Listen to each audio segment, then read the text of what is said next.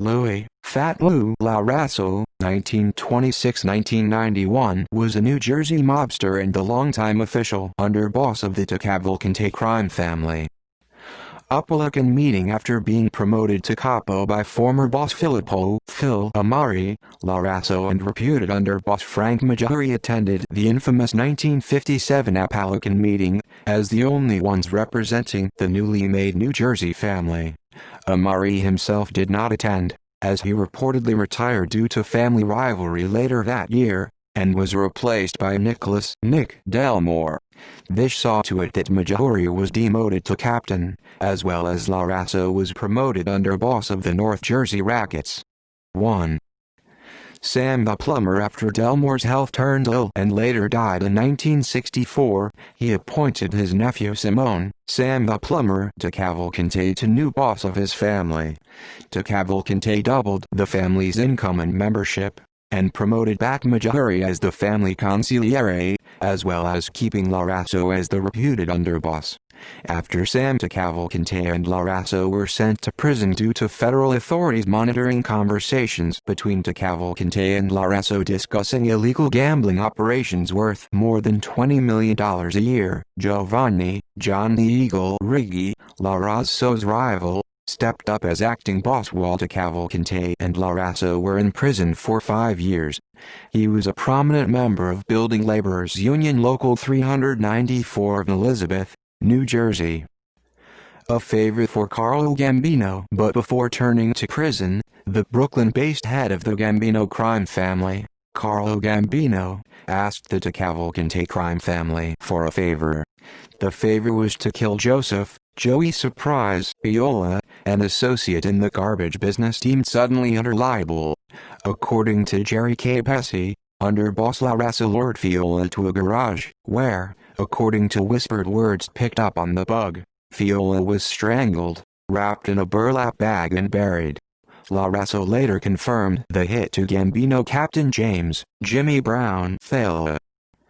Released from prison after returning to the DeCavalcante crime family in the early 1970s, LaRasso's position gradually declined as DeCavalcante retired from the New Jersey Rackets and moved to Florida, handing the leadership over to Giovanni Riggi.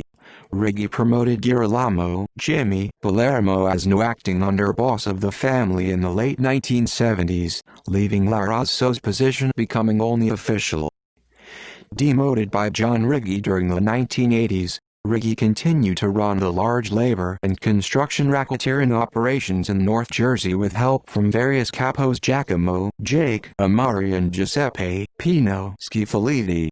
As LaRasso's friend Frank Maggiore died and the position of consigliere went to Stefano "Steve" the truck driver Vitabile, LaRasso was demoted in the late 1980s to soldier, as Riggi was put on trial for extortion and racketeering charges along with Palermo, leaving Giacomo "Jake" Amari as the new acting underboss. His murder. After Riggi was sentenced to 15 years in prison in 1990, Johnny Boy D'Amato took over as acting boss with Giacomo Amari as acting underboss and Stefano "Steve" the truck driver Vitabile still as consigliere.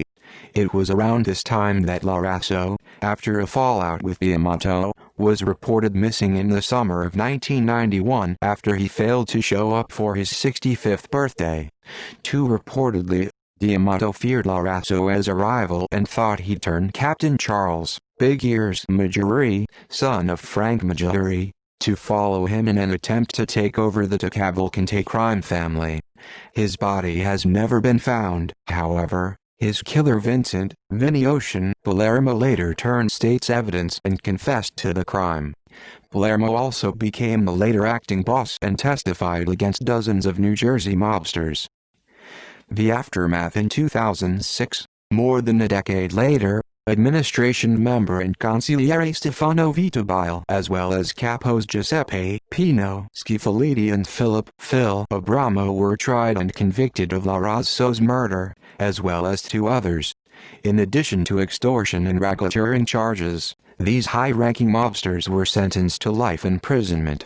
LaRasso's shooters were reportedly Anthony, Tony, Capo, Louis Eggs, Consalvo and Gregory Rago, who, except for Capo, were sent to prison.